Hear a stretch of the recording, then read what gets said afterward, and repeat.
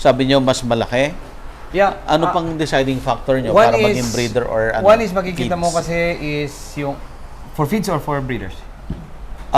Kailan nagiging for feeds, kailan nagiging for breeder? For breeds kasi for feeds kasi yun. Okay yun. The color may isa is white pa, malambot pa yung mga exoskeleton niya. O yung parang skin niya. Kasi once na naging medyo ganun yung matanda na yan, ano na yan, more on yung chitin, hindi na nadadigest yun. So ibig sabihin, depende sa maturity. Yeah, Kung mas matanda yung... hindi na niya madadigest yun. So, gagawin breeder na lang. Yeah.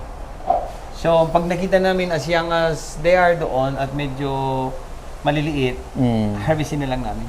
Okay, so ilang days yun na dapat ma-harvest mo siya kung ang purpose mo ay for feeds? Usually, nasa 10 days to 2 weeks. 10 days To 2 weeks. to 14 days, 2 weeks. Pero matagal na yung 14 days. Pag breeder, Doc, Usually, we harvest them on the 24th. Ganyan. on the 24th day for breeder na yan. So, ibig sabihin, kung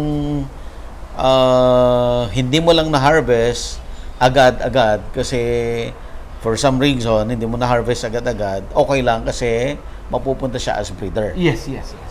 Okay. Ibig sabihin, wala rin sayang. Wala pa rin sayang. Gusto mo bang matuto ng agribusiness, crops, livestock and poultry, aquaculture, at ma-inspire sa mga success stories? Agribusiness, how it works! As a YouTube channel, Agribusiness features entrepreneurs, farmers, organizations, OFWs, investors. However, beyond our usual content and official endorsements, Agribusiness does not engage in other business dealings with them. While our viewers and featured individuals and entities may choose to pursue business deals with each other on their own, we encourage them to be cautious in doing so. Tapos na ho ba natin lahat ng discussion dito sa bed before tayo mag-proceed to another I think topic? so. Kasi feeding na yun. Harvesting, tapos na rin natin. Ang next kasi nito is on the on the breeding niya. Okay, Doc, mag-ano nga lang tayo? Mag-recap lang tayo ng buong discussions from start dito sa... Paano nga yung yung electric fan dito? Paano? Yung start mula dito sa beds. No, yung first step to hanggang doon sa harvest. Okay, sir, kung gagawin nating step by step siya from day 1 to day 10 to 15, ano yung mga ginagawa nating activity? Okay, we will start muna kahit na dito na lang paano na lang natin. So from here, So ito 'yon. yeah, Ito yung larvae, which is ang larvae nito ay ilang days pa lang. usually for 4 days as an egg, no? 4 days as an egg, mag-hatch dyan. Mag-hatch. And then, pag Dito. nag-hatch siya, supposedly 5 days. Day 5 na 'yan. Day 5, so ibig sabihin, pag kinumpit mo lahat yung 9 days. Okay. From the hatching, from the laying. From the laying. Okay. So, nilay mo siya on the first day, and then, within 4 days, mag-hatch. Mag-hatch. And then, parang, kumbaga sa manok, i-brood mo siya For 5 days. for 5 days. Okay. And yun yung binagsak natin doon kanina. Yeah. So after 9 days, pwede mo na siyang ibagsak doon sa start naman ng bed. Yes. Oh, Yun wait. yung, doon naman yung sinasabi natin, on our term is, papasok siya sa treatment bed. Treatment bed. Okay. Kasi galing dito nursery. Nursery to. Okay. Treatment bed na Treatment bed, yung parang grow out. yan. Yes, bro. Okay. So yung treatment bed, pag linagay mo, kagaya kanina, naglagay tayo ng grams lang po, Doc, no? Yeah. Mga 30 ba? 30, 40. 30, 40 grams, kagaya nun. Okay. So pag linagay mo yon, lalagyan mo muna ng initial na pagkain niya, which is how many kilos, Doc? Mga 3, 5. Mga 3 kilos. 3 kilos, okay? Yung 3 kilos na initial na pagkain ay lalagyan mo ng 40 grams na black ng larvae. Eggs yun, Yung weight na yun is eggs. Yung 40. Yeah, pero nandun na tayo sa 9 days na siya. Sa 9 days na siya, larvae na siya. Larvae na siya. Larvae, oo. Okay. So ang sukatan mo is ng grams is the egg. Yeah. Okay.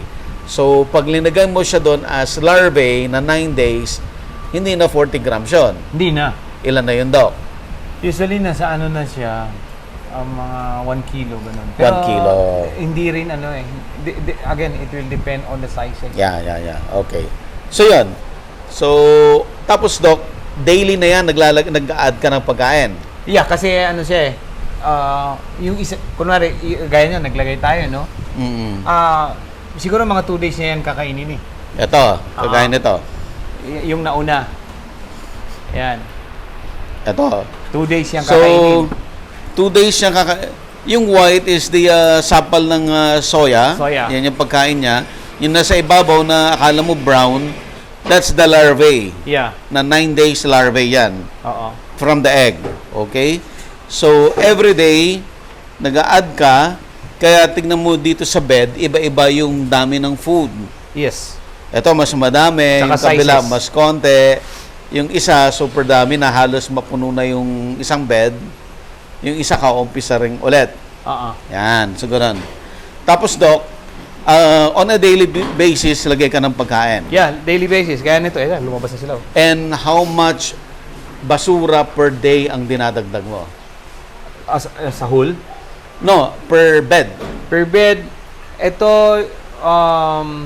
nagmamaximum ako ng 150 to 200 Wow, on a daily basis. on a daily basis. That And- is after, siguro yung edad niya nasa 1 week to 10 days. Hanggang 14 days, araw-araw yan, bet. 100. One week na nandito na siya sa bed. Dito, yeah. Or ano po yung term nyo dito sa bed kanina? Treatment. Treatment. Treatment crib. Cream. Ayan. Until mapuno mo na hanggang dito sa dulo. Mapupuno niya yan. Oo. Pag napuno mo dito sa dulo, sir, more or less, ilang weeks na to dito? Usually 10 days. 10 days. So, 14 days, harvest ka na. Harvest na. Actually, ito baka by next week, i-harvest na namin ito. Okay. Kasi malaki na. So, yun po yung buong process dito sa grow out. Yeah, grow out. Grow out. Call it At a treatment yun nga, facility. after 14 days, nakita natin kanina, nag-harvest. Okay. Tapos, na-mention na ni Doc kanina, ang i-harvest, okay, pag younger, yung 2 weeks, ay for feeds. Yeah. Pero pag lumampas ka doon, for some reason, hindi mo na-harvest ka agad, Breeder it's ka. okay, walang problema, kasi gagawin mo naman siyang breeder. Ayan. If worst comes to worst, nangitim na talaga siya, pakain na sa manok. Ay mo na sa manok. Pakain As live. As live. Okay, Doc. So, na-mention na pagkwentuhan na rin natin ni Doc nung iba-ibang produkto, no? Una, yung fertilizer, Yeah. Doc. Fras. The FRAS, gaano ka importante yan, Doc? Si BSF Fras kasi, it is alkaline in nature. Okay. So, pwede siyang soil conditioner. Okay. So, meron din naman siyang nitrogen na content. So, it is good for organic farming. Okay. So, at the end of the day, siya yung pwede natin gamitin sa mga farm na bugbog sarado na sa mga synthetic. Synthetic. Okay. And, And, yung healthy living, gumamit ka na ng ganyan. Doc, kumusta? Aware na ba ang Pilipino na may FRAS pala? Aware naman ng iba, pero meron yung magagaling na rin na gumagamit. So, nagpo-produce pa lang ako, naka-reserve na. Talagang ubos. Ubus talaga. Malaking demand. Malaki ho ang demand. Samantalang hindi pa alam ng lahat yan. Hindi pa alam. So kung nalaman ng lahat yan, sir, gaano kalaking demand yan? Gaano kalaking market yan? Truck yan. We can compete with the, sabi nga natin, if your waste is around 200 tons a day, and meron kang 4 tons of Larvae. of frost every day, Okay. malaki ho yan. Magkano So, ba ibig sabihin- binibenta ngayon yan, sir? Per Ako? kilo ba? per kilo, pero sa akin lang, para just for the tinatapatan ko lang muna yung presyo ng mga iba. Pero, ito nga yung sasabi ko, if you know a certain fertilizer, and alam mo na mas higher quality siya, no? And they have the same presyo doon sa binibili mo, saan ka bibili? Mas maganda. Mas maganda. It's like saying, ewan ko kung natanong ko to sa'yo, no? If we have commercial chicken, alam naman natin commercial is 28, 32 days. No? And then you have native chicken na kumain siya ng black soldier fly larvae. And umabot siya ng sabihin natin kahit 60 days. Pag punta ka at bibili ka ng karne ng dalawa, saan ka bibili at the same price? Sa native o doon sa commercial? Sa native, syempre. Exactly. So, ganun lang. Ganun nga lang ginagawa ko. Tinatapatan ko lang eh. Pero pag lalagyan natin ng value, sir, magkano Medyo mas halaga? mataas. I cannot yet disclose kasi baka naman, for some, Magkamalitan ng figure. magkamali ako ng figures and then ang dami nating investors, medyo maliit. Okay. Pwede pa lang medyo taasan mo ng konti. Yung something like that. Alright. Understandable. And the second na produkto ay yung live mismo Live, yeah. na pwede mo nang ipakain diretso. Magkano naman ang bilihan niyan, Dok? Yeah, pwede kang bumaba ng kahit 20, 25. Pesos per kilo? So, from the live, pag hindi mo nabenta kaagad, pwede mo rin naman lutuin at i-frozen mo siya. Yeah, frozen. Yun naman ang dinadala ko sa fish pan. Fish pan naman pag yan. bumili yan, 1 tonelada ka agad eh. Agad. Ganun Agad. ang demand nila. Good for 3 days, ganyan. Hindi, kulang yan. So, tons per, isang fish pan lang yan, sir. Isang fish pan lang. From the fresh, linuto mo, and then freezer mo siya. Yeah. Pero ang pagluto mo ay boiling. Boil lang. Boil. And then, Meron din tayong rason yung bakit boil. anong Because reason, one sir? is disinfection. Disinfection. Okay. Sanitizing. And then isa, yung karne niyan, karne, ang tawag natin, the worm. Siyempre, alam naman natin, di ba, pag nagkatay tayo, may mga intestine. Si larvae, May intestine din. may intestine din yan. So, ibig sabihin, pag nilagay mo kagad sa freezer yan, may dumi sa ilalim. Pahirapan mo lang ng konti. Parang, igano mo lang ng, anong tawag dito, electrocution or mainit na tubig, mag-iiri yan. So, kung makikita mo, lalabas niya. lalabas niya sa, kung makikita mo, pag inugasan mo rin yan, maraming putik sa ilalim. I see. Okay. That's how it is. Yun yung reason kung bakit And then, pag frozen mo yan, Doc, pwede na magtagal yan. O may certain days pa rin bago mo siya Actually, dapat tatagal siya, no? But again, it is eminent naman din kasi na pag naglagay ka ng frozen, dapat within a month kailangan ma-dispose. na-dispose. Okay. Pati sa mga manok naman yun. And then, pwede mo rin siyang gilingin. Yeah, yun na yun. So, from the frozen, di bilad mo. bilad, then gigilingin. Pag giniling mo naman, Abot ng 6 months yun. 6 months na yon, which is pwede mo siya para sa fry mash, Yeah. para sa mga isdang maliliit, kaya niyang ikainin kasi nga na giling Sa hito, bigay mo. sa hito. Mabilis pa yan. Oo. And then, Sa eel, bigay mo yan. Bilis yan. and then, Doc, pwede mong, eto na, from the dry na giling, Yeah. pwede mong i-pelletize. Oh, yeah. Pag pinelletize mo, para sa adult ulit yon. Hindi. I have a project din kasi right now. Free range chicken sa Baguio. Okay. Kaya doon ko ito dadalhin. So, yung pelletize, pwedeng sa chicken, pwede sa fish. Yeah. Ayan. So, yun. So, yun po yung mga produkto na Yeah. pwedeng gawin. And then yung foliar fertilizer. And then, the foliar. Yan ang produkto. Ang foliar naman, recap lang, from the black soldier fly larvae, fermented with molasses plus secret ingredients. Of course, kailangan din i-protect ni Doc yung kanyang business. So, yeah. We have to understand that. And then, pag na-ferment, Doc, gaano katagal yan? Ang fermentation process? Usually, I do... Umabot ako ng 3 buwan eh. Kasi 3 meron months. akong- ang tawag nun, meron akong ceremonies. Then gagamitin mo as foliar fertilizer. Foliar fertilizer, yes. Okay? So, i-spray sa dahon. I-spray ng sa halaman. Alright. So, nakita na natin yung lahat ng benefit. Doon sa first episode, napag-usapan na natin yung potential ng mga Yeah, income. definitely. Pag titingnan natin, Doc, yung per produkto, may figure ka na ba? How much pag fertilizer, how much pag foliar, how much pag Ang bentahan? ang potential income, how much pag raw or frozen or Okay, ganito.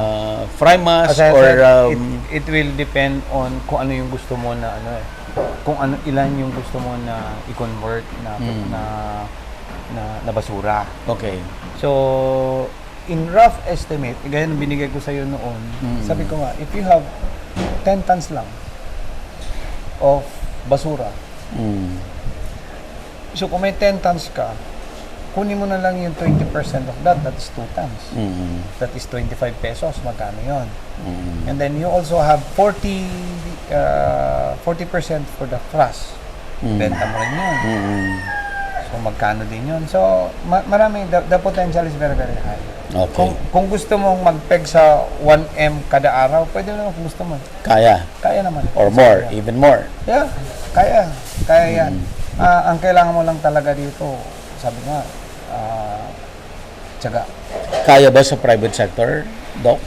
Mas maganda. Okay, Doc, discuss naman natin paano ngayon magpa-hatch. Okay. When it comes Okay. to hatching naman, ito yung tinatawag natin na love nest. Okay. Kung sa tao ito yung sogo. Okay.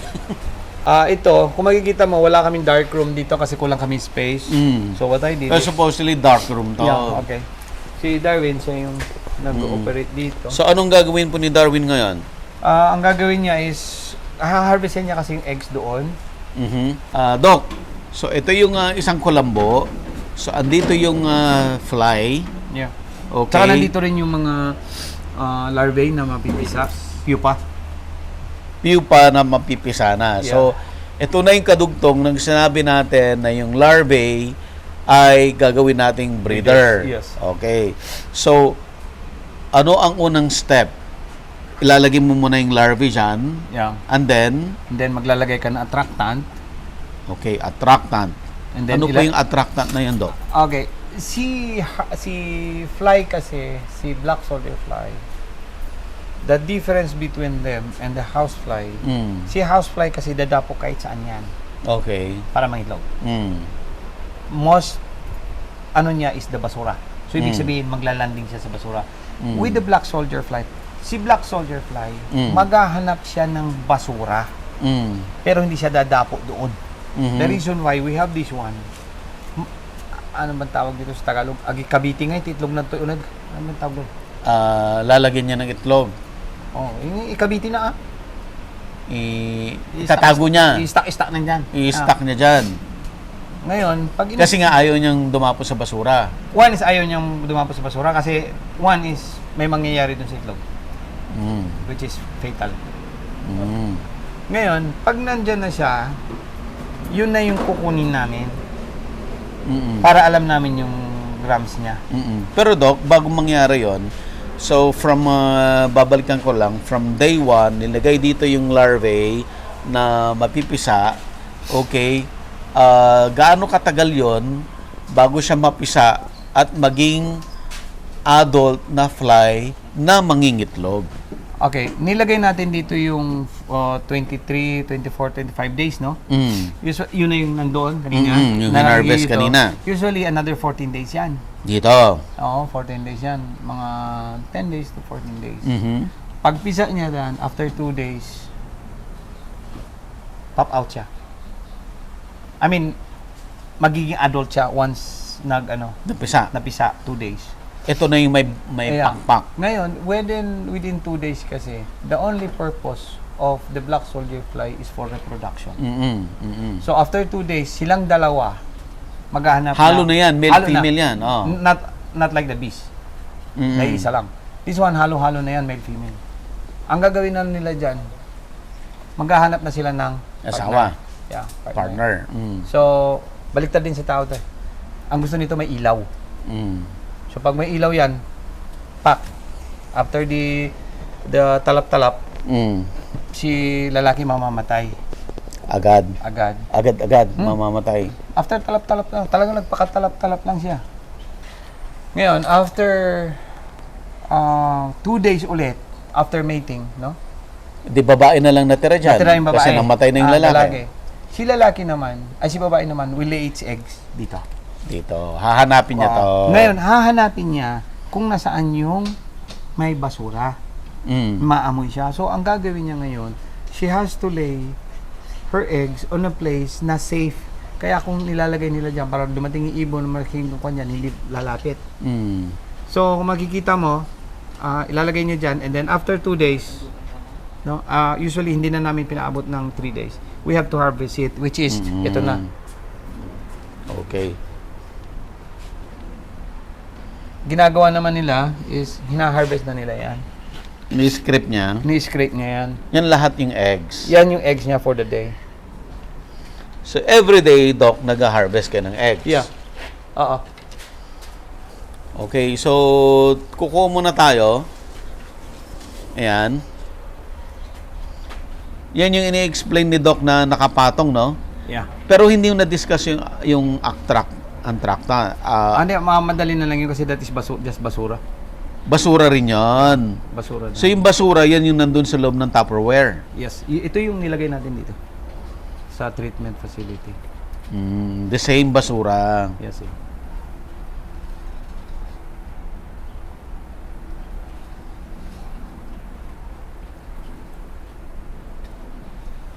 So, maamoy lang niya, lalapit siya doon, Alam niyang may basura. alam niya may basura, pero Mangingitlog siya. Ihahanap hindi niya niya ngayon. iitlogan yung basura. Hindi. Hahanap siya ng safe Na kung saan niya pwede itago yung itlog. na kung saan niya pwedeng itago yung itlog. Yes. Ito na po yun. Yan na yan. Ito na yung ginagawa nila dito. Ayan. So, ngayon, papakita natin pag-script ng itlog.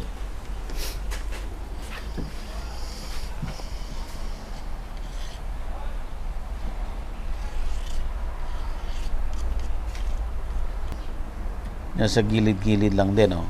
Yeah. Butit hindi mo nasisira yung itlog. Hindi naman.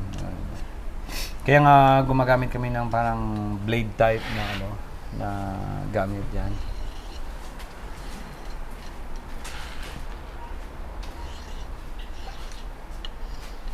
Dok, ilan days tong itlog na to?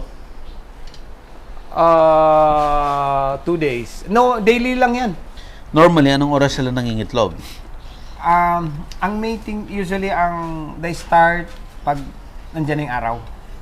Laying and at the same time, mating. So, pagka-mate niya, mangingitlog na siya kaagad? After 2 days. After 2 days. At ito, Dok, yung kaninang 40 grams Yes. na linalagay natin doon sa basura. Yan, bagong bukas po yan. Ito yung kakukuha lang kanina doon sa kulungan nila. Yun.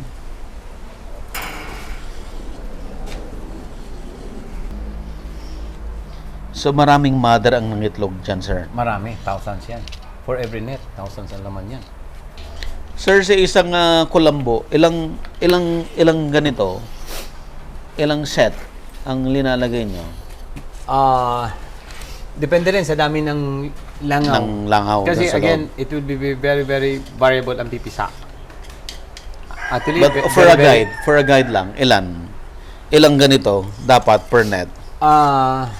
Ang nilalagay ko kasi ngayon dyan is 18 kilos na pupa yan. Na pupa. Oo. Pero pwede ka maglagay dyan ng 4 hanggang sa 8. Na ito, Yeah. itong set of sticks. Yeah.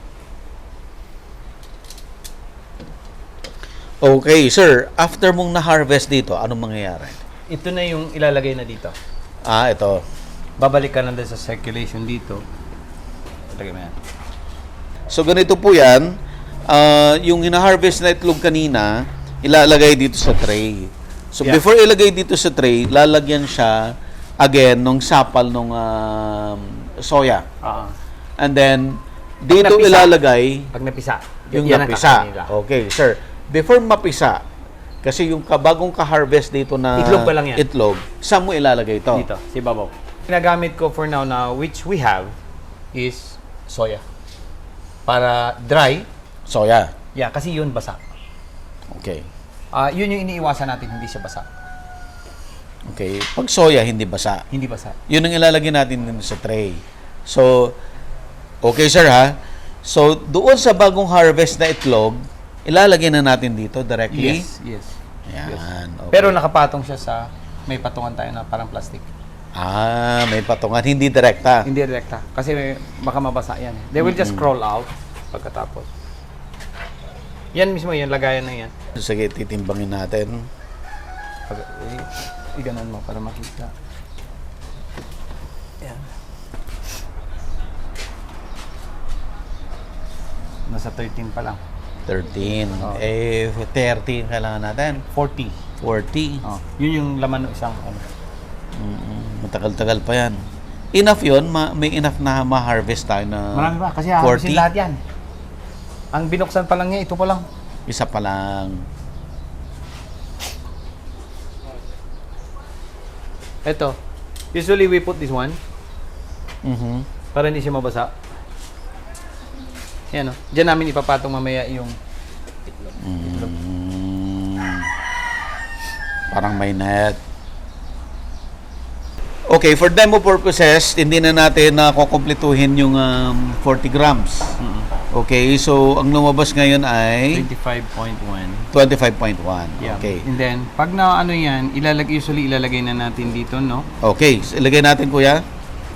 So, tandaan yung kinalalagyan niya ng tissue paper ay ipapatong sa isang net, Sa isang net, plastic net. plastic net. The purpose of that, para hindi siya mag-contact doon sa kwan kasi baka magka-moisture yung Baka basa pa. baka basa pa. Pag basa kasi yan, patay yan. Oh, I see. Okay, ilagay na natin kuya. So, yan. So, ang ginagawa naman namin dito, no? Mhm. Kung ano yung bago, yun yung nasa baba. Okay. Para kung sino yung mauna namin ibabagsak, yung nasa taas. Yung nasa taas. Yan. So, ito yung next na ibabagsak. Yes, yan ibabagsak. Ayan. Supposedly, bukas na yan. Mhm. Pero sa tingin ko, wala na kaming paglalagyan. So, Delay mo na konti. hindi. Dadalhin ko na doon sa mga barangay. For ano na. Kumbaga, dispersal na siya. Dispersal. So, ang dispersal mo, Doc, iba-iba, no? Yeah. Pwedeng egg, newly hatch, Yeah. pwedeng Pero mas maganda larvae. ganito na.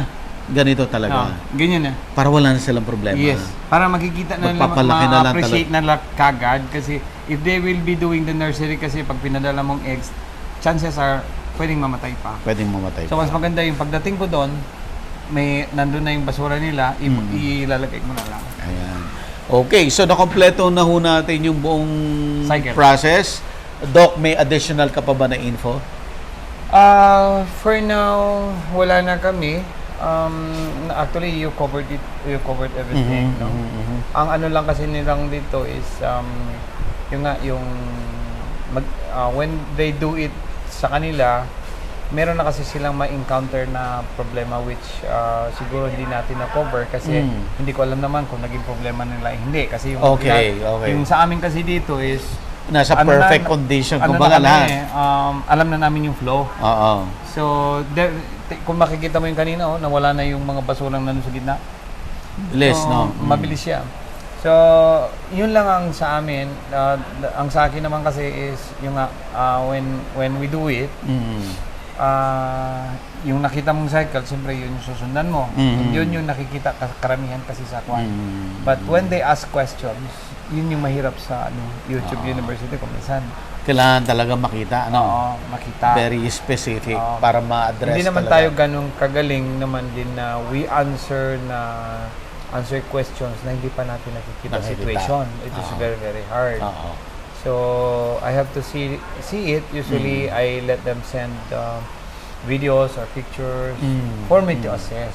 Kasi ang hirap magbigay ng assessment pag hindi mo nakikita. Yeah. That's my number one rule. Mm. If I don't see it, sorry. Pero pag nakita ko naman, mas Alam mo naman alam ko naman. kung anong gagawin. Oo. Okay, Doc. Again, pwede niyo bang ibigay yung contact details niyo? Hopefully, hindi mo sasabihin na magugulo ulit yung buhay mo. Well, sa mga gustong mag-venture on the business scale, no? Kasi we're already on the business scale. Ready na talaga yung technology for Yeah. business na talaga. No, you can contact me at 0917-817-1666 or sa Facebook, Doc Brahman, no? Or the Doc Brahman Agritech kasi baka puno na yun sa Doc Brahman. Ngayon, for those pag nag-a-add or kwan, ang dami ko nang naka-add eh. Pero I don't know their siguro mag-message kayo Message. para alam ko who is who. I answer naman. Yeah. Kasi pag puro add kasi kung makikita mo pag nag-add ka, private naman yung hindi mo makikita kung sino yun. Is it bees? Is it veterinary works? Or is it, the black soldier fly? I don't know. I think the best talaga magpakilala rin Yeah, kasi para ma-quantify din kung honestly speaking, ang dami. But come January, I honestly say also, I might be lilo na sa black soldier fly. bakit? Fly teaching because I'll be doing a business now with partners and thanks to you. you did it for me, so I might be going on a business scale and Okay. palalakihin na lang. Okay. So that would be the purpose na. Hindi na ako sa turo dito, turo doon. I'm already 62. I want to Kailangan mo rin Kailangan ko lang pahinga. slow down. Doc. Slow down. I want Mag-relax. mag-relax. I want to ride my bike more often. So yun yung and maraming salamat, Sir Buddy. And Doc, maraming salamat pa. maraming salamat din sa iyo at ginulo mo buhay ko. Okay. Agribusiness merch is now available on Shopee and Lazada. Agribusiness, how it works. Instruct, inspire, succeed.